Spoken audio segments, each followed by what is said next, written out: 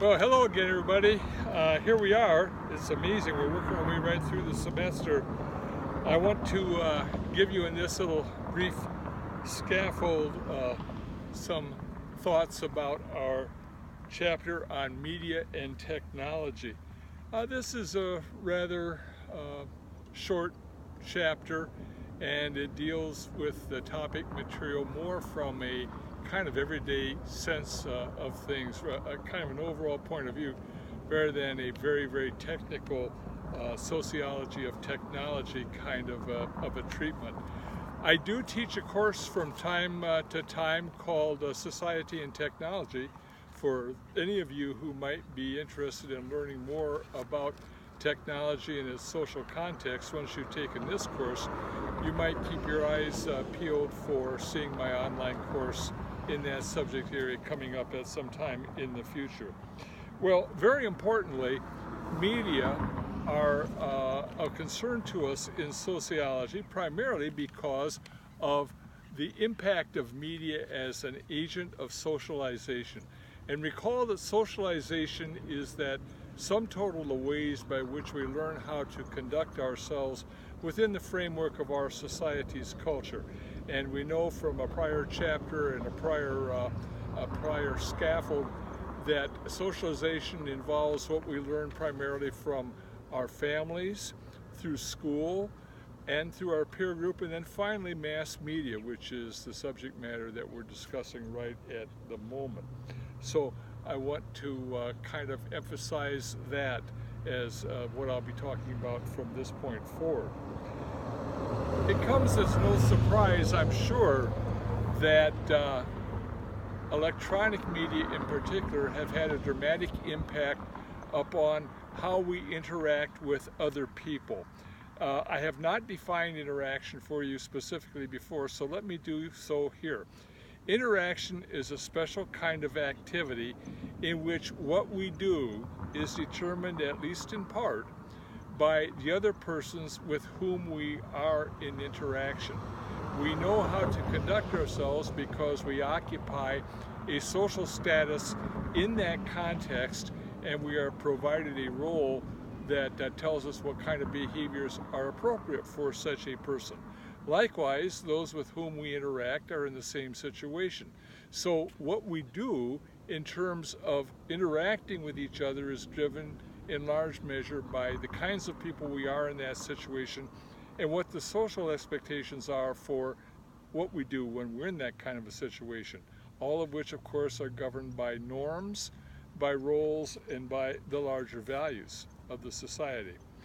Media enter the picture, of course, because increasingly we are interacting not in a face-to-face kind of a way personally, but rather through the mechanism of media. And indeed, that is what I'm doing right here. This little video clip is taking advantage of a very powerful video technology that I'm able to kind of capsulize for you and then put online as a part of the course. So that's a real good example. But note that as I interact with you, it's really an imperfect interaction from a true socially interactive point of view, because none of you are present and I cannot get feedback from you in terms of what I am saying, whether I'm getting my point across, if you have any questions that you would like to have answered, to that kind of thing. So my communication with you is very, very, very much one way, and it's a poor substitute for what we would encounter in face-to-face communication. But increasingly, this is how people interact within our society. We get our information through the internet. We even meet people through the internet. Sometimes we go off and marry them with knowing nothing more about them than what we have learned through a couple of casual encounters, communicating over the internet and that kind of a thing. Broadly speaking, technology is at this level usually defined as the application of science to some real-world kind of a concern. I'll broaden that a little bit more for you by saying that technology can be thought of for our purposes as the application of knowledge to some kind of a situation or a problem area that we wish to resolve. This harks back to comments that I made in my kind of quick and dirty highlights of sociology document that are out there for you, that is out there for you in the supporting materials for student success button, if you will. If you'll recall, at that point I made the observation that human beings are both curious by their nature and they are inherently doers. So we have questions, we have curiosity, we seek answers, and once we have those answers, we seek to utilize what we have learned to actually do something which is of significance and importance for us. And that application, if you will be technology. In modern times, in a society such as our own, much of this learning and discovery process is accommodated through scientific research and discovery, but by far and away that is not the only thing that leads to the development of technology. Indeed, technology has a tremendously influential impact upon science itself, and you will get more on that if you take my course on society and technology. Again, we're emphasizing here the importance of communication technology, which obviously is the internet, cell phones. In olden days, the telephones that we would have on our desks that we would dial or punch buttons to actually dial up and communicate with someone else. Television is still very, very important. A huge number of Americans still get a lot of their information and their entertainment through the mechanism of television. Nearly every household has at least one television, and that is fundamentally an example of media as entertainment. We have a decreasing influence, of course, of the print media. We don't see so much in the way of newspapers as a primary driver of the information that we find. But whether it be through print or through some sort of electronic means, what we see through what we are provided in the media gives us an idea of what life is like. We can experience vicariously what goes on in other kinds of settings, for example, that we will never visit physically. Perhaps we'll live all our lives in a small rural community and never have reason to see the workings of a very large city like New York or Paris or London. But we do get ideas about those things from what we see on television, for example. Movies would be another example by which we gather information.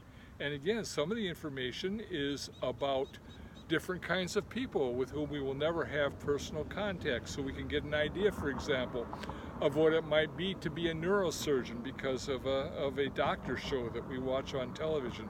Or we may get an idea of what it's like to be an astronaut through a science fiction type of a movie or something of that nature. So very, very influential and important for us from a socialization point of view. Your chapter will move on and talk a little bit more about technology and the economy, how the two are connected, and indeed how in a post-industrial society, which is the kind under which we live today, where the importance of information is paramount, obviously communication technology will be a key driver there. Finally, I want to wrap up this little summary for you by talking just ever so briefly about some of the paradigms, if you will, that inform us in terms of technology. And again, the idea of structural functionalism would give us this idea of how things work in a roadmap kind of a way. From a conflict point of view, as we'll see in the next chapter dealing with stratification, there will also be the question of just who is it that controls the media, because what we see is not random. It is determined and it is put down and it is presented to us by somebody with some kind of an agenda. So that is something we might want to keep in mind as we think about this. And I guess on those points I will wrap up for the moment, and again wish you well with this week's work, and I'll look forward to chatting with you in the next scaffold, which I believe is going to be on social stratification.